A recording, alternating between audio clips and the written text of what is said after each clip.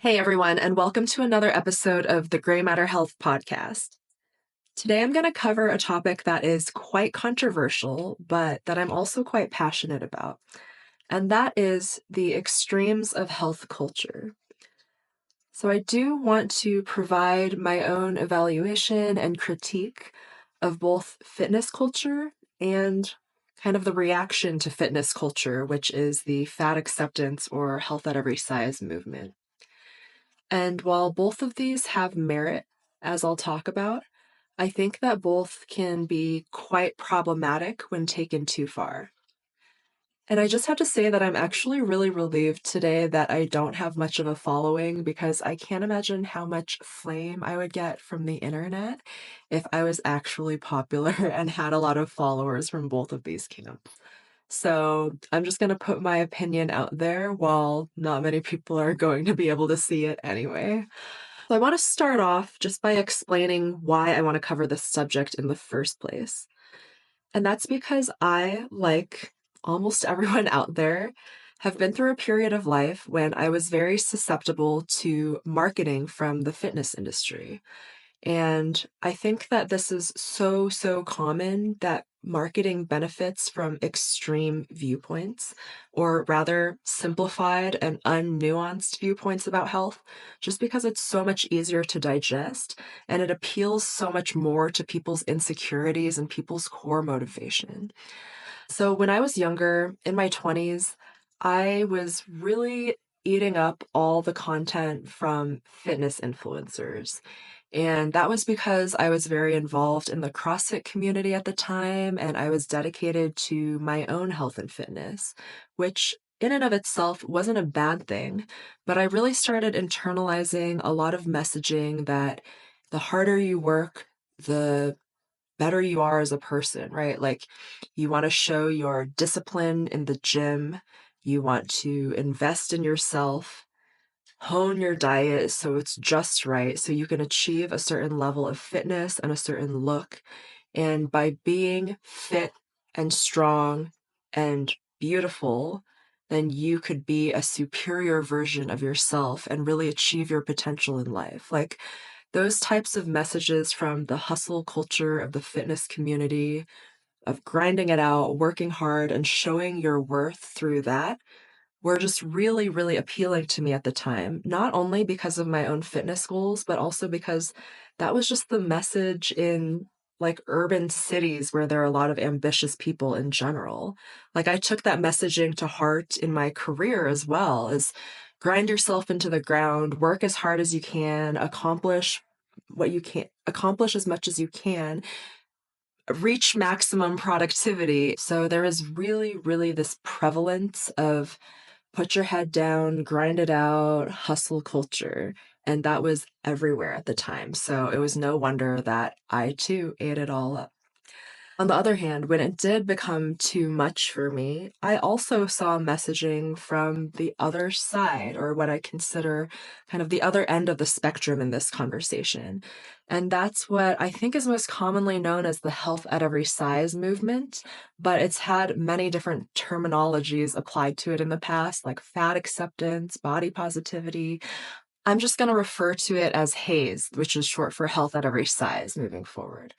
HAES influencers were telling me what I wanted to hear in my moments of weakness, which is that you really don't have control over your body size. A lot of it is determined by genetics alone. And if you try too hard to diet, you'll only end up with mental health issues. And as I was kind of honing my nutrition down, ramping up my fitness, I could definitely see the standpoint of how that could be damaging, being obsessive over food and exercise, and how that would be less positive for my mental health than simply working on the idea of self-love and loving myself how I am. So that was also appealing to me at one point in my life. But I think bouncing between these two philosophies, the philosophy of you got to work really hard to be healthy versus the philosophy of like you shouldn't work hard to be healthy much at all. um, I was ping-ponging between both of those, and ultimately that was what did me in. That was what really threw me for a loop in terms of not knowing what to believe, not knowing how to feel about myself, not knowing what to aim for, just being conflicted and confused for a lot of my 20s before I developed my own opinions about these things. So that's really what I want to talk about today. I understand that this is a really nuanced topic and it is very individualized. So I definitely respect everyone's own experiences and everyone's own opinions on it. This is just mine from my own life. Take it with a grain of salt, but as someone who's been in the health industry for almost 5 years now, I feel like I've gotten a lot of insight and I've spent a lot of time thinking about where I lie based on what I know from myself, my friends, and my clients. So just wanted to share that. So let's start by talking about the fitness culture end of the spectrum. Now, if you know me at all, you know that fitness completely changed my life, and I owe so much to the fitness community. I am now a confident, complete, content person because I got into exercise and nutrition and learned from some of the best people I've ever known in my life. But with that said, I do want to cover some of the dangers of getting too extreme with fitness goals, which is a surprisingly common trap for people to fall into, especially when they're first getting started, or at least when they're first picking up speed and they have that intensity and that motivation towards doing their best and seeing what they can accomplish. I really love that perspective, but I think that it's very easy without the right type of guidance and oversight to take that too far. And by too far, what comes to mind for me nutritionally is something called orthorexia. A lot of you might know of common eating disorders such as anorexia, bulimia, and binge eating disorder. But there is a type of disordered eating that is basically just eating too healthy, and it's called orthorexia. Now, that term too healthy might be really confusing. So, in order to break it down more logically, how I think of it is just people who become so fixated on healthy eating that it disrupts their quality of life. So you can imagine someone who is maybe trying to get a six pack for the summer and they're just isolating themselves and eating chicken breast and rice and broccoli, refuse to go out with their friends to eat because restaurant food is too calorically dense for their goals at the time. They're kind of just prepping the most boring foods that use very little oil or sauces in the cooking process in order to keep to a very rigid, structured routine. That is fine in short spurts. I will say, like, a few months of it won't hurt anybody, and you might learn a lot from doing something like that. But a lot of people take it too far. They assume this lifestyle where they start identifying with their ideal version of their fit self. And that ideal is someone who has no flexibility in eating pattern. And it happens a lot when people achieve the type of look that they've always dreamed of, but then they realize just how much effort it takes to keep and maintain it. The sad truth is that if you're looking to fitness models or bodybuilders or anyone with really ripped, toned muscles, like low body fat, high muscle definition, the majority of those people are, contrary to popular belief, actually very unhealthy. When our bodies have too little fat, especially for women, because women's bodies are designed to carry children, when the body is too low on fat, you get all sorts of messed up symptoms like hormonal imbalances, moodiness, loss of libido, loss of energy, irritability.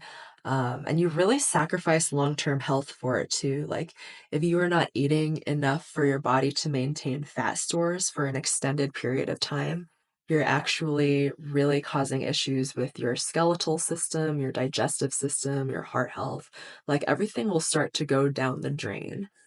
There are exceptions to the rule, as with anything, which is why you see very ripped people in your gym who maintain it all year long and seem to be okay. Like, there's a minority of people who are able to do that.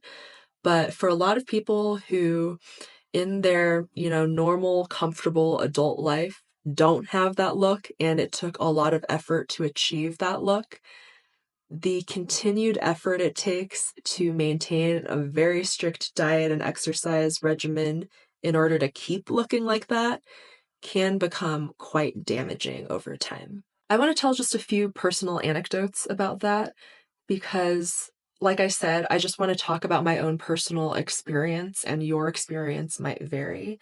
So, my exposure to the fitness industry and fitness culture started when I began working as a trainer at a CrossFit gym in a very wealthy neighborhood in New York City.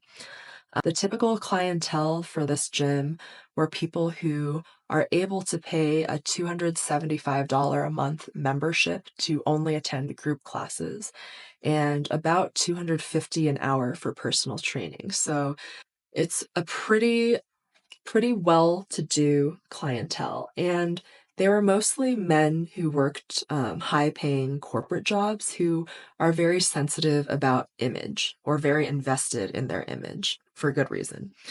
But what I gathered really quickly is that the appeal of this gym in particular was the appearance of the owner. The gym owner was someone who invested his entire life in fitness. So, probably for 20 plus years, he was working out a lot.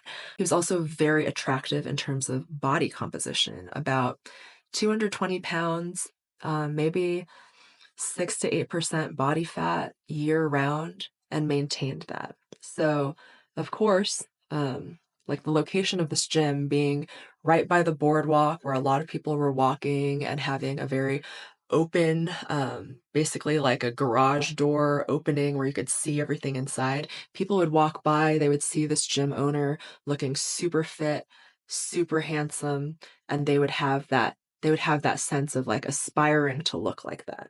So I knew that the whole selling point of this place was that aesthetic, the aesthetic of looking like a fitness model.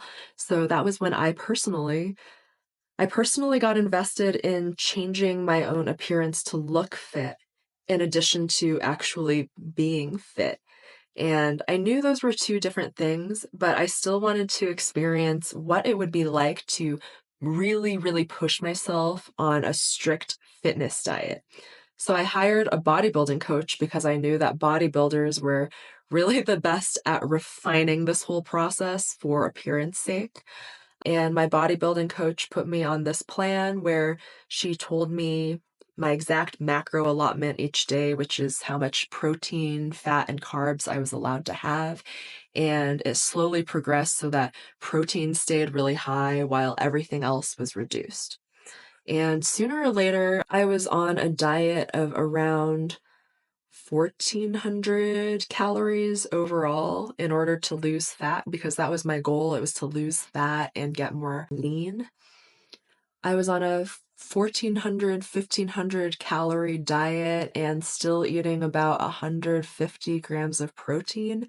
So, if you know anything about nutrition, you'll know that that is basically like the bro diet where you are eating just chicken breast, tilapia, vegetables, and white rice for every single meal, every single day, because there's not many foods that will fit into that ratio nicely without me going overboard on calories because calories were so low. And I'm not gonna lie, I was looking the best I've ever looked in my life. I was very proud of my body for the first time. People were noticing and giving me compliments. This was the time when I started being able to see my abs, and I was really happy about that. But on the inside, I was feeling very exhausted. I just had no energy to go about life. Obviously, I wasn't eating enough. And I lost my period, which is very common for women. It's called hypothalamic amenorrhea, which is a big term for your reproductive system shuts down because you're just not getting enough food. And I was getting very, very moody too. So inside, I was feeling like very proud of how I looked, but otherwise, I was feeling pretty down most of the time and easily irritated. So overall, wasn't really the best in terms of how I felt internally. And I realized really quickly too, this gym owner who is like this super, super fit looking guy that everyone was looking up to suffered from a lot of those same issues. Like he was very fixated on food where he would feel guilty whenever he overate, but then sometimes would go overboard just because he was starving himself for so long that he would like eat an entire pint of ice cream and had that sort of disordered pattern occasionally. And he was also mentally not doing well, and he would hide it really well to his gym clientele, act very positive, but internally, when he was able to open up to me, I'm not going to share specifics, but he was dealing with a lot of inner turmoil too. And I don't think that was unrelated to his diet at the time. So, from those stories, you can kind of see how the external facade of looking super fit can be hiding a lot of, inner challenges and inner ugliness underneath in terms of just what you have to do to get there. So, hopefully, that gives you some idea of what people are going through when they are trying to push themselves to the limit in terms of health, or rather, just like looking healthy. But I want to now touch on the complete opposite, contrasting view of health at every size. At least what my perspective of it is the health at every size, or Hayes movement, says that it doesn't matter what size your body is, as long as you're focusing on healthy behaviors, you can be healthy. And the obsession with achieving the right body size or dieting for health is completely misguided. All it does is hurt you because your body has this natural set point where it likes to be. And as long as you eat intuitively, your body is the size and shape that it is supposed to be, and you will be healthiest there. That is just a basic summary of how I interpret it. I know it's not completely accurate, so anyone can feel free to correct me or develop your own view of it. But I just want to talk about some things that I've found to be problematic with the messaging around haze that I've seen online. And honestly, I would not have thought a ton about this on my own, but in my nutrition program at school, they bring up haze a lot. So we've had to do plenty of research around it. And in addition to that, I kind of have this acquaintance who I've seen posting reels about body positivity because she has become a body positivity influencer. The first thing I want to say is that no one deserves to be shamed for their body or their appearance. What I understand now is that people who live in larger bodies who are medically obese, they're usually there because they've had a very tough go at life. Your body size is, yes, is partially genetically influenced, but it is in large part influenced by behaviors and habits. And the behavior of consistently, chronically overeating to the point where you would gain that much fat, it is a symptom of having to deal with some pretty tough mental circumstances in most cases.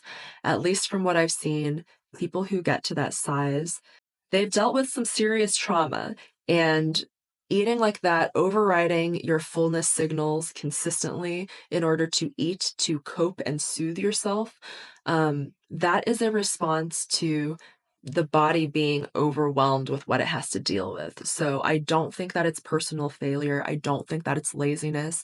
I think honestly, these people need our love and support more than anything. And the fact that they get shamed for how they look is just completely undeserved. No one deserves to be shamed.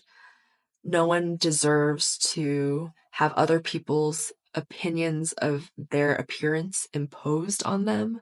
However, from a health standpoint, it is very clear that people who carry a lot of excess body weight, who are classified as obese, even though the BMI system is flawed, which I can talk about later, it is very likely that those people are going to be more susceptible to physical health issues and live a shorter, more painful life in the long term if they don't do anything about it.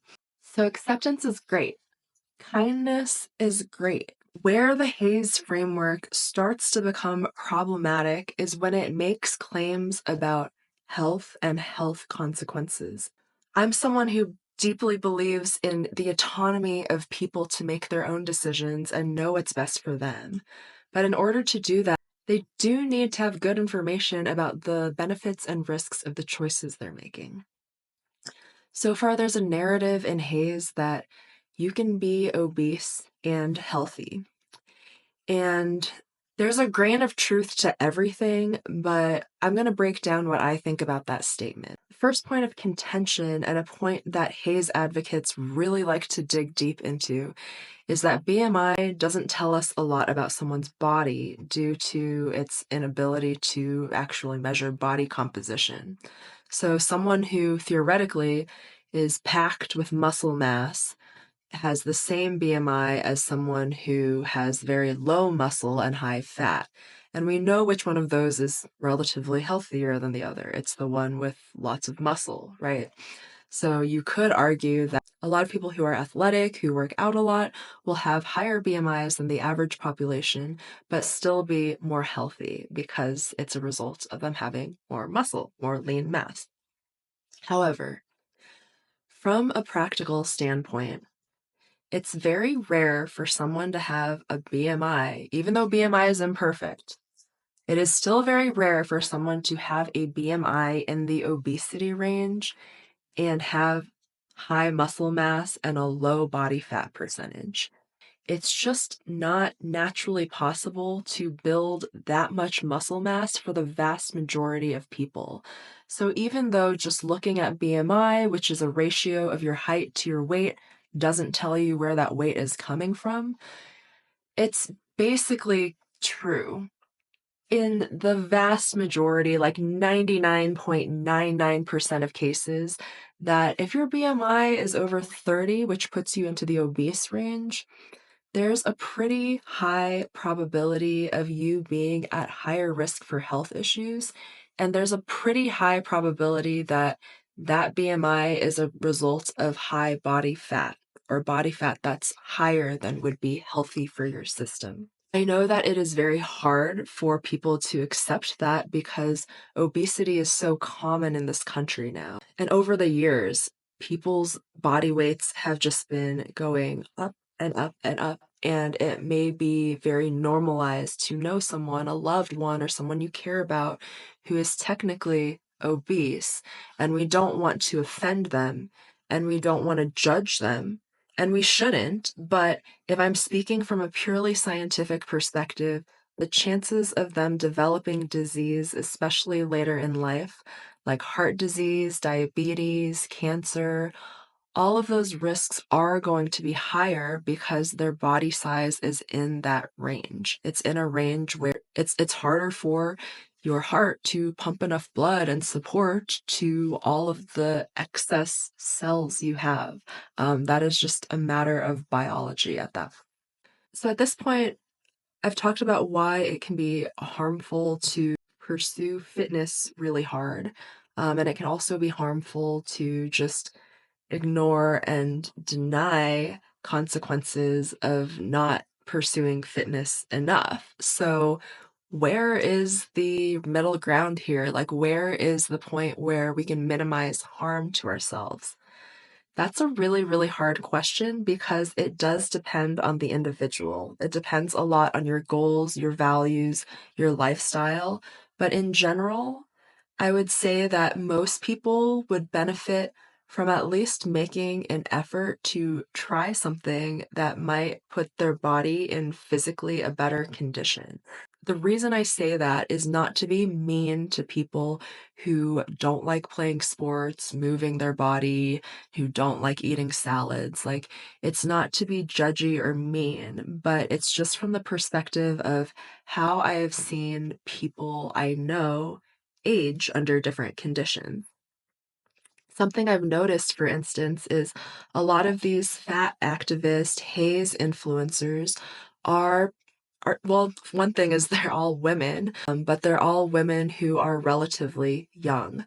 Like I'm talking 20s, maybe early 30s.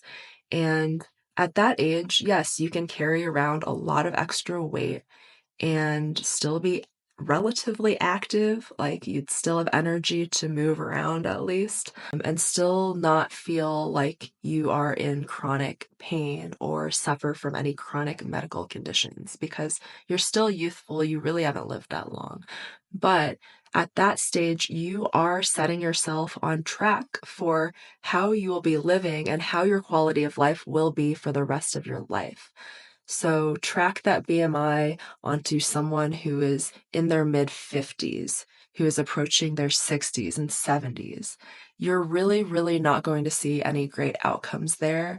And I care about people being able to maximize the lives that they have. We have such a short time on earth that we do not want to be spending half of our lives in pain. And we don't want to be spending our lives feeling like we just have physical limitations that are preventing us from doing all the things we want to do, travel, activities, getting to experience the world fully. So, the reason why I say that people should err towards caring about their health and doing something about it, and they should err towards even losing some excess weight if they have it, is in order to preserve their futures. And that is just the hard truth of it all.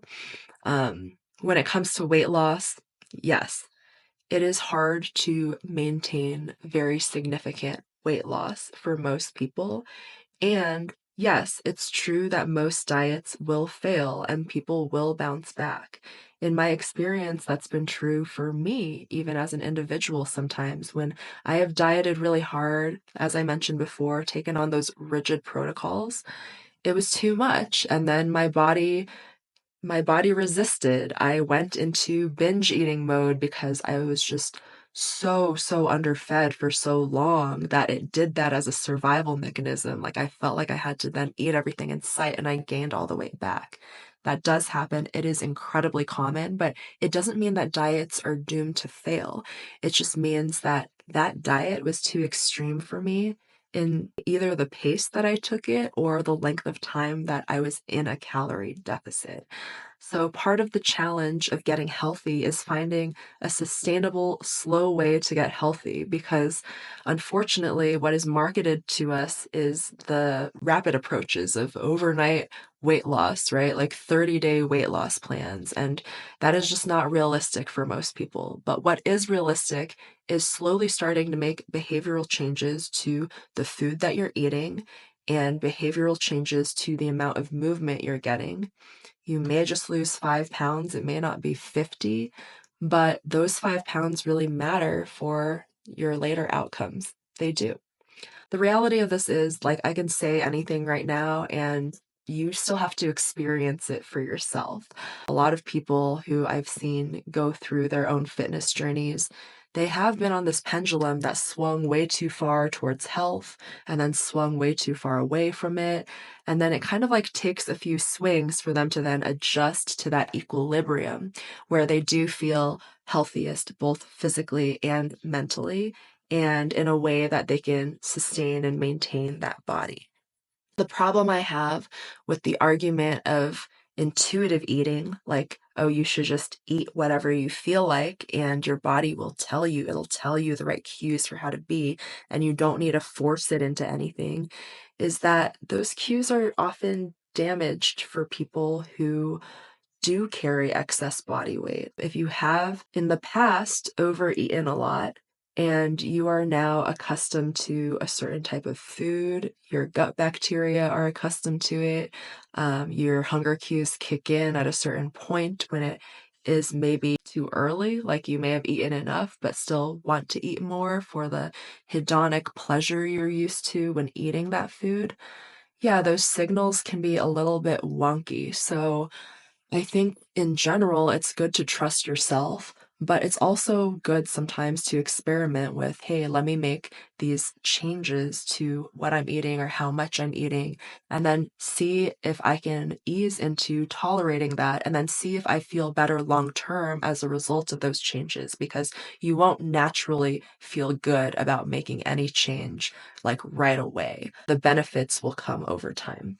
I know I meandered a lot, at least in that last part, but all of this really is to say that health is a non-linear journey. It's all about experimentation, and it's all about kind of battling all the messages that are fired at you, because you have messages like pulling you towards the extremes. But what's going to work for you best ultimately and be in your best interest is probably going to be something in the middle. And you really don't know where that middle is until you try different things. So there will be periods of your life when you go overboard as a fitness nut and you have to kind of adjust to something more moderate.